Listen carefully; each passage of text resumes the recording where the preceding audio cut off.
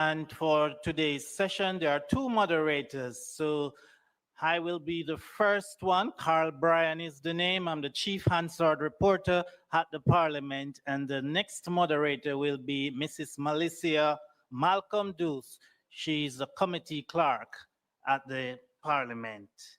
We have remarks here will be done by Most Honorable Juliet Holness, MP, Speaker of the House, Honorable Robert Morgan, MP, Deputy House Leader, Mr. Philip Paulwell, CD MP, Leader of Opposition Business in the House, and of course, Ms. Colleen Lowe, Clerk to the Houses. So those are the remarks for this session. We will begin with the Speaker.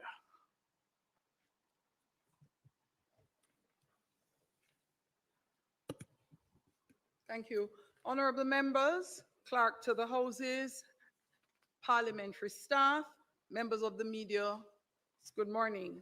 It is with great pleasure that I welcome members of Parliament to this orientation session today.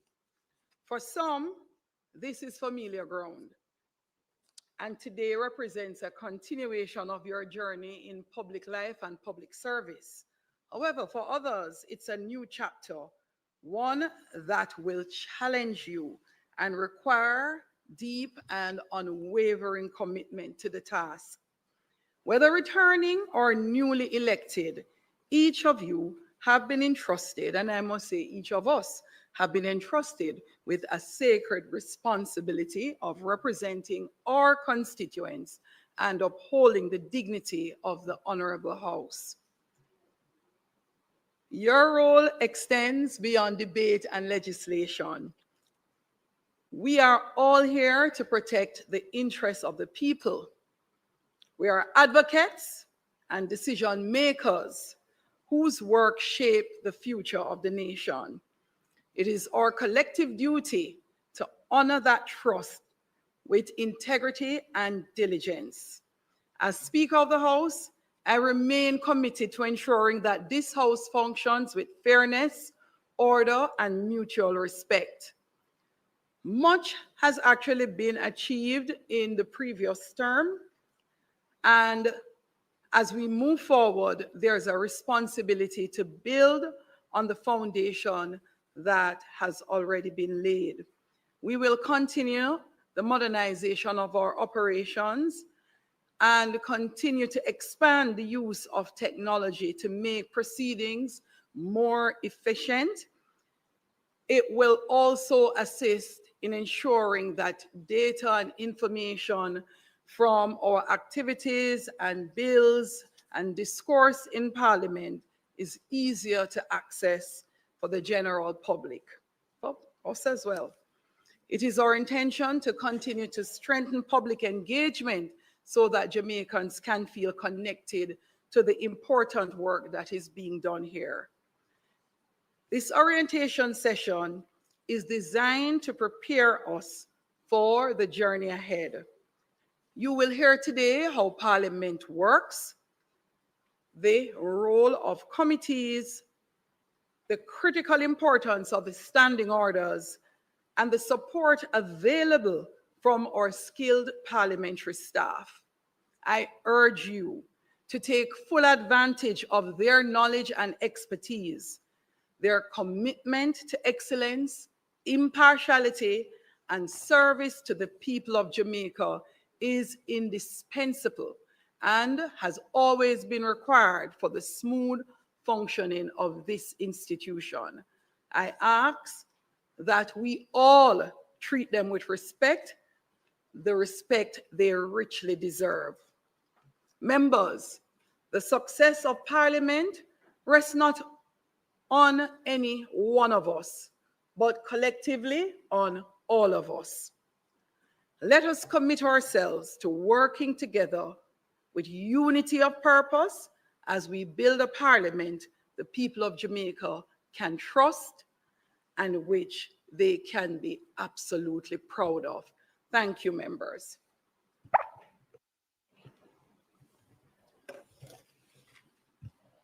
Thank you very much, Madam Speaker. Over to our next speaker, Minister Morgan. Thank you very much. First of all, I want to thank. You start correcting me already. We just started. We're supposed to be amicable for the first one. No man. I want to thank the clerk for organizing this important event. I also want to thank the speaker for her important and instructive comments. Congrats to all new and in some cases returning members of parliament. I want to also thank the parliamentary staff for their continued support over the years and the support that they will be giving us over the next several years. We should not take for granted the role that we play in this house. It is a role as the most important deliberative body in the country, a role that will influence the lives of people who will not be able to sit here and make decisions. It's a role that we should take and we should execute with the level of seriousness that it deserves.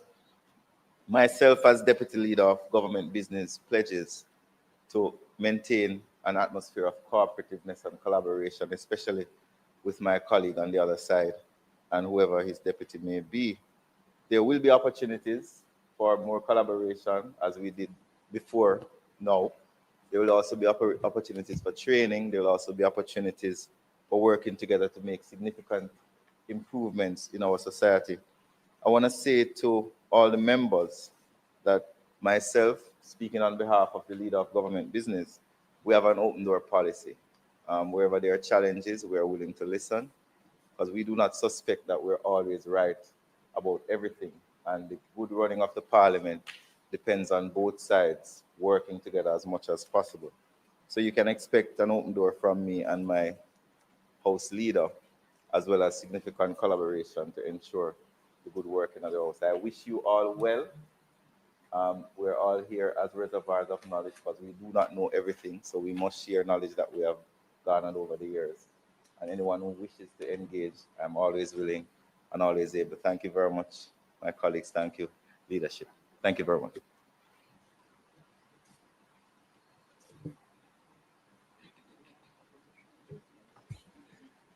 I greet our moderators for this morning session.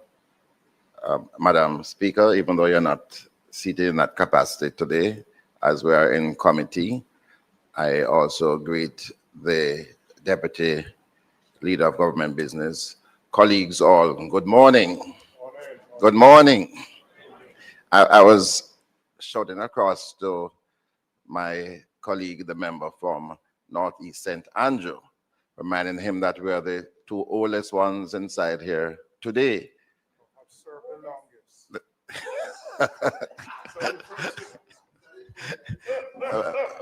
Well, and now that you mentioned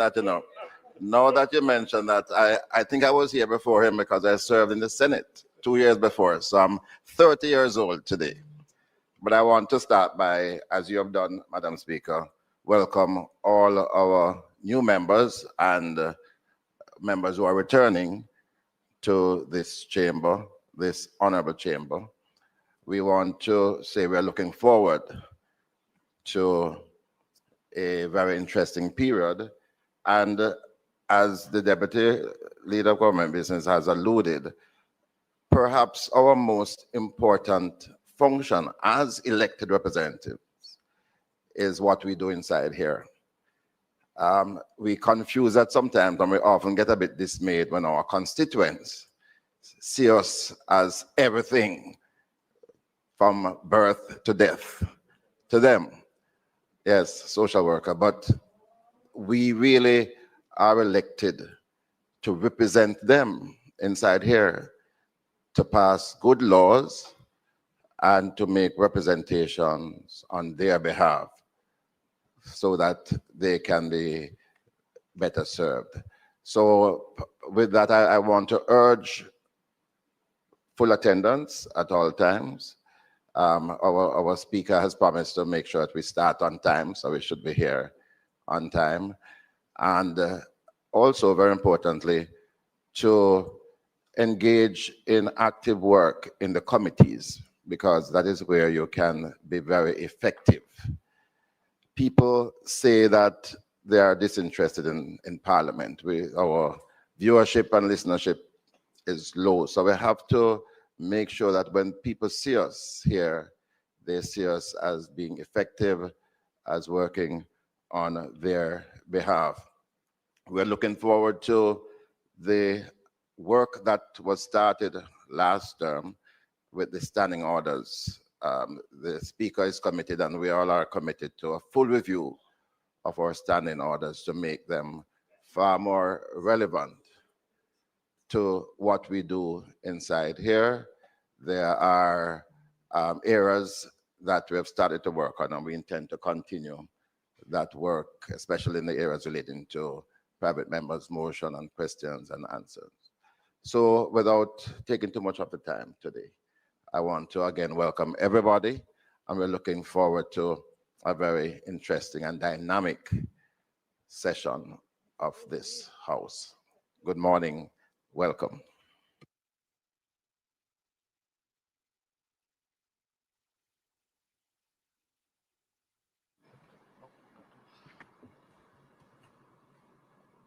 Leader of Opposition Business, as you may recall, for standing orders review in respect of the House, the lower house, we looked at the possibility of getting additional support from outside.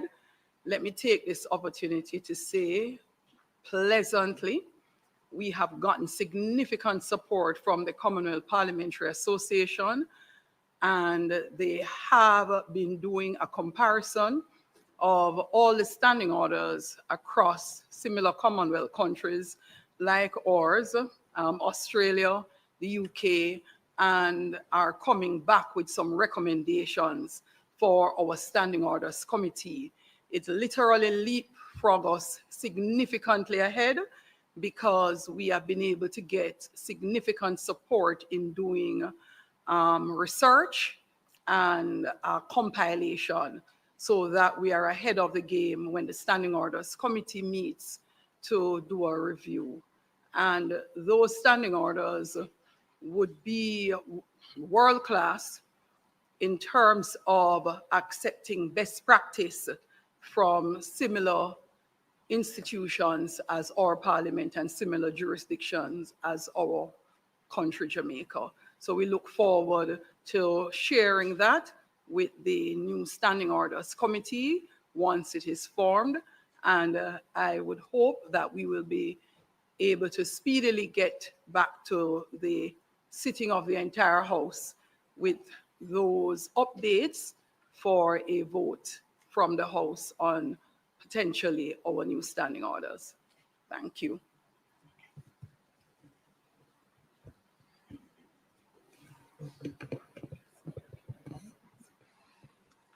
Most Honorable Juliet Holness, Speaker of the House of Representatives, Honorable Members of Parliament, colleagues, members of the media, good morning to you all. It is my privilege to welcome you to this orientation session for members of Parliament. Whether you are returning or entering the House for the first time, I extend my warmest congratulations on your election to serve the people of Jamaica. As clerk to the Houses, I wish to assure you that the parliamentary staff is fully equipped and ready to support you in the execution of your duties. Our role is to provide professional, non-partisan guidance on procedure, practice, and administration so that the business of the Parliament is carried out with efficiency and integrity. In fulfilling this mandate, we provide a wide range of support services from research and legislative drafting to committee management and public engagement. Our goal is to ensure that you are fully aware of the available resources. Accordingly, during this orientation, the various departments of the Houses of Parliament will present on the services they provide and how they can assist you in carrying out your work as members of Parliament. This session follows the successful orientation for senators held last week Friday and forms part of a broader program to strengthen the capacity of the Parliament. Looking ahead, We will also host additional orientation sessions and a post-election training program for parliamentarians, and this would be in partnership with the Commonwealth Parliamentary Association. That training program will equip both newly elected and returning members with the knowledge, competencies, and resources to effectively fulfill your constitutional and parliamentary responsibilities as legislators, scrutineers, and representatives. It will also deepen your understanding of the procedural, legal, and financial frameworks that govern the Parliament, while introducing best practices that support legislative scrutiny, constituency representation, and institutional reform in line with international benchmarks. The CPA has been a long-standing partner of the Jamaican Parliament, and through its training and resources, members will benefit from exposure to global standards and innovations that can enrich our local parliamentary practice. As we commence today's session, I encourage you to participate fully, to engage with our presenters, and to ask questions as necessary. We look forward to working with you in this new parliamentary term. Ladies and gentlemen, I thank you. Thank you very much, Madam Clerk. And at this time, there are opportunities for interviews.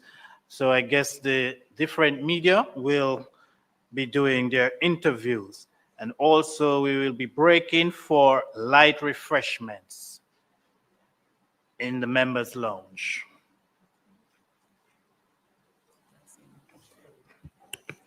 Okay, so based on the reaction in the room, I think persons are willing to work through the break. So we will proceed in that order. So the refreshment is on the outside for persons to. Okay, thank you very much, Madam Clerk. So it's you again.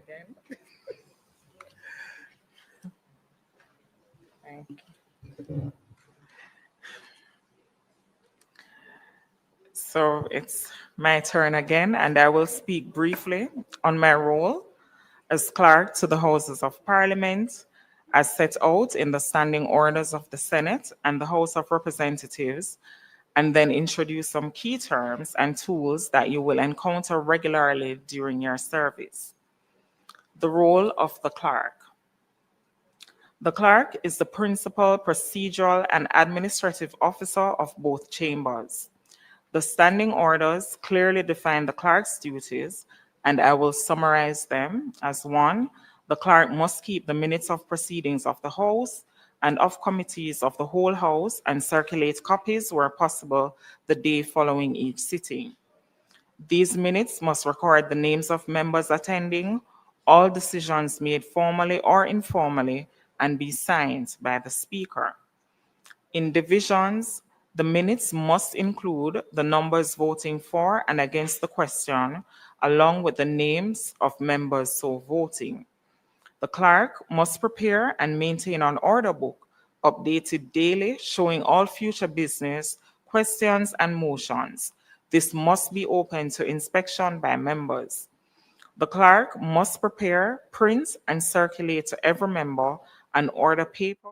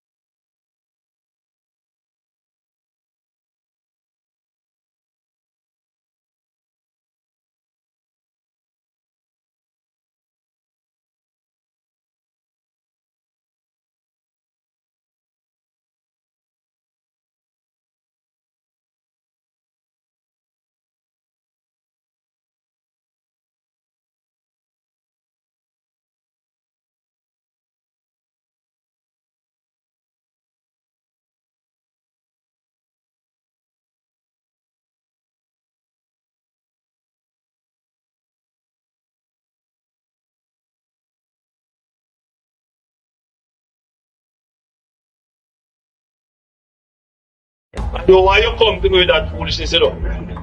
You elect a prime minister, and is a prime minister run the country.